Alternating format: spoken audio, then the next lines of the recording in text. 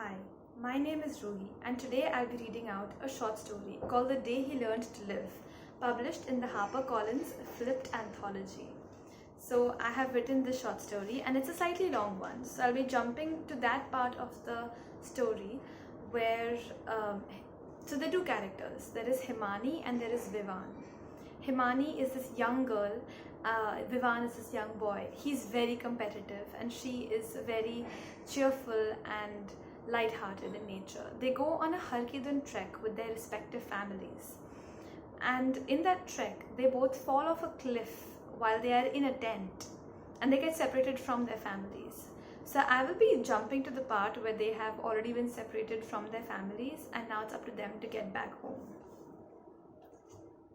What happened? Himani mumbled, bewildered. I think I'm bruised all over, she groaned. For a few minutes there was absolute silence while the two children came to their senses. Finally, Himani said, "We need to get out of this." She pushed against the sheet, trying to get it off to get some air. Together they managed to wriggle out of the tent that had fallen off the cliff. Together they managed to wriggle out of the tent. Stretching their painfully stiff limbs, they realized that by some miracle, neither of them was seriously injured. Bruised and battered, yes, but not wounded. What shocked them was that they could not see the cliff from where their tent had fallen. All that they had with them was Vivan's backpack, which contained a single bottle of water and a couple of snacks. "How will we get back to our parents?" he mumbled in shock, covering his eyes with his hands, thinking of everything that could go wrong. They could die of starvation, or of the cold, or both. However, Himani didn't look the least bit distraught. Her usually cheerful face now had a pensive expression. Her voice faltered as she looked around. "We can't wait here, because if we can't see the cliff, then our parents can't see us either." She frowned, her eyebrows knitted together, as she tried to think clearly. "We'll just have to find a way to get back and keep moving." "But in what direction will we go?" Vivan asked. She glanced up at the sky, and he could almost hear the wheels of optimism turning in her head. "Remember when we were walking, the sunrise was to our right? So if we keep it to our left," her eyes grew wider, "we'll be able to walk back to Taluka village." He snorted, feeling the need to point out the obvious error in her plan. Through the forest? But that was what they ended up doing eventually. The desolate forest was covered with a thick layer of pine needles and pine cones. The ground was mushy and wet from all the rain and thunder from the night before. A peculiar smell wafted through the air while they picked their way through the forest. After a while, though, it became so strong that he could not ignore it. "Do you smell that?" he said, crinkling up his nose. She nodded. "I think it's..." He gasped, suddenly realizing what it was. "Oh my God, Himani, it's smoke. There must be a fire nearby. Come on, we have to get out of here." She just gaped at him with eyes as big as saucers. "It's a fire, Vivan. We can't just let it be. It could destroy so much. Us included," Vivan said. "No, I can't leave." She stormed ahead. Why did she have to choose this moment to be so righteous? It turned out to be a single pine tree that had caught fire. Fiery flames licked the resinous tree bark, climbing higher and higher towards the sky and forming an orange halo around the tree. Heat radiated from it, making them feel wonderfully warm. And as they came closer, he saw that a large portion of it had almost been sliced off.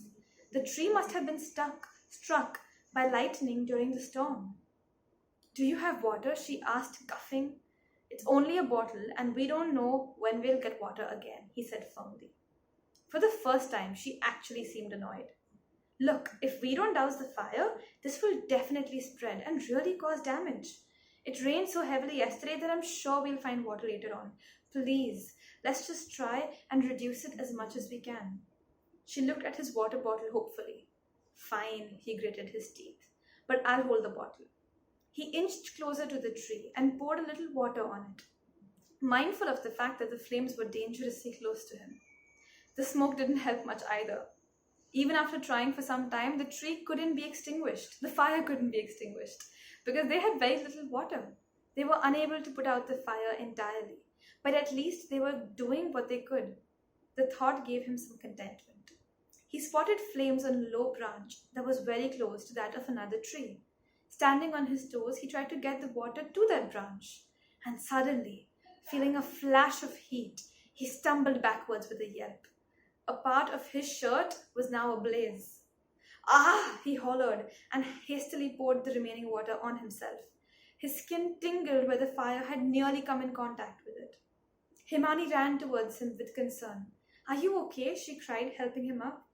There's a hole in my shirt, he murmured, all of a sudden feeling extremely homesick. Let's go, he said abruptly, walking in the direction they were supposed to be headed. He was never really good at showing emotion. Look, I'm sure everything will be okay, Himani said, placing a comforting hand on his shoulder. They were out of the forest now, and the trees were gradually giving way to flat plains. How can you be so sure? He snapped, irritation flaring up inside him. We're two kids lost in the Himalayas with practically no idea how to deal with this kind of situation at all. And if we don't make it to our parents by sunset, the wild animals will get us. And after a moment's pause, he added, not to mention the cold and the starvation. Himani frowned. What other option do we have? Nothing bad has happened to us right now, and when something does, we'll worry about it then. Now, didn't you say you had some snacks? He opened the packet of biscuits, and the mouth-watering smell reminded him of how hungry he was. And thirsty. He was in the process of handing a biscuit to her when something hard fell from the sky, snapping the biscuit in half. What?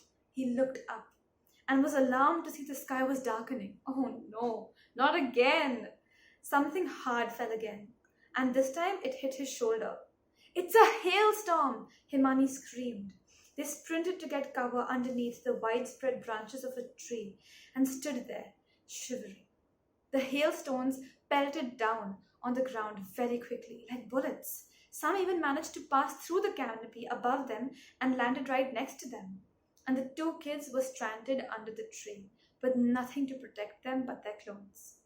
Vivan felt the ground disappear from beneath him, and he collapsed with a thud. He had never wanted to come on this trek. He had never wanted any of this.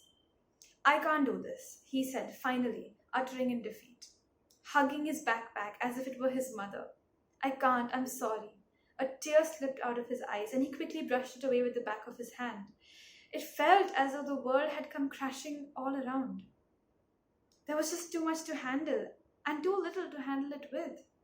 They were alone, lost, soon dead, maybe.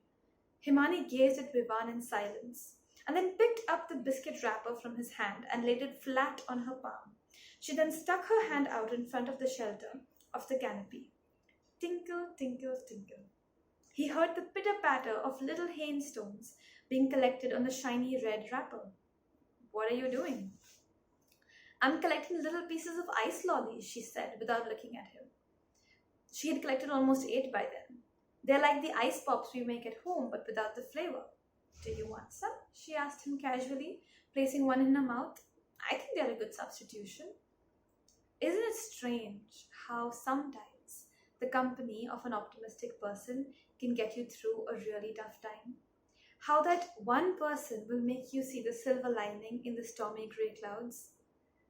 Yes, I would like some. He managed a small smile and took a hailstone from the wrapper. The two of them sat underneath the tree and waited the storm out, sucking on hailstones for water. When the storm was over, they heard the quiet burble of a river not too far away. The river was a wide one, by no means a stream. It gushed past them and flowed downwards, carrying with it fresh water. We are saved! Yippee! Himani almost jumped up in joy when she saw it. Vivan felt stupid asking this, but he did it anyway. What do you mean? My mom told me that all campsites are along the river, so if we walk upstream, we might reach our previous campsite. Also, do you remember how when we began our trek from Taluka village, the Tans River was flowing nearby? If we walk downstream, we can find civilization again. Which direction do we go? She grinned. We're spoiled for choice. He wondered why, with all his knowledge of geography, this hadn't occurred to him. I think downstream, because we have been walking in this direction all day long, he said. Once they had properly quenched their thirst, they began a brisk walk. It was already mid afternoon, and their snack supply was dwindling.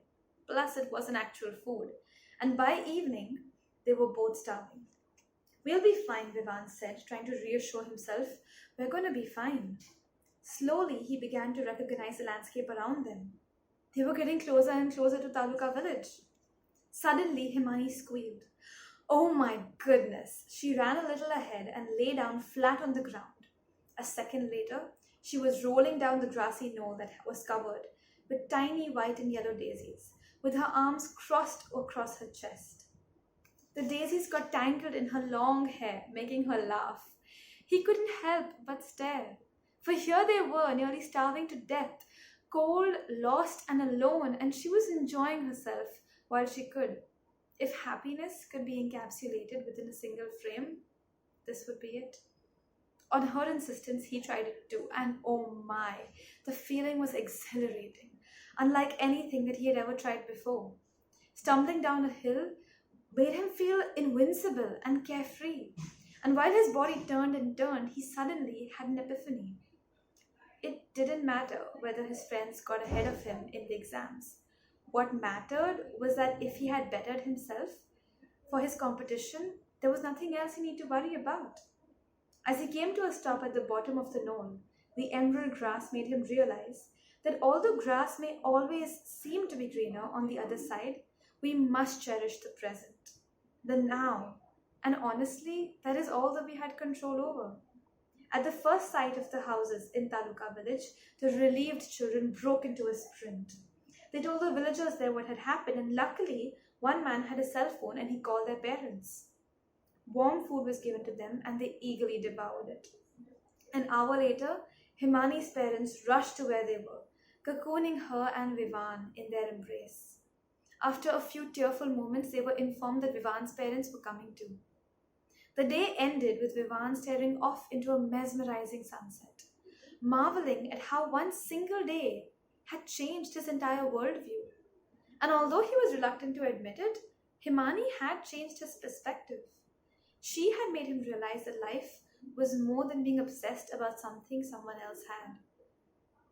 Life was about making the best of the situation that you are in now and never giving up hope. It was about the simple joy in any situation, tough or easy, that slips by unnoticed and that should be captured. Perhaps he needed that one day to fully understand the meaning of when life gives you lemons, you make lemonade. His mother was right. His life had changed. Thank you.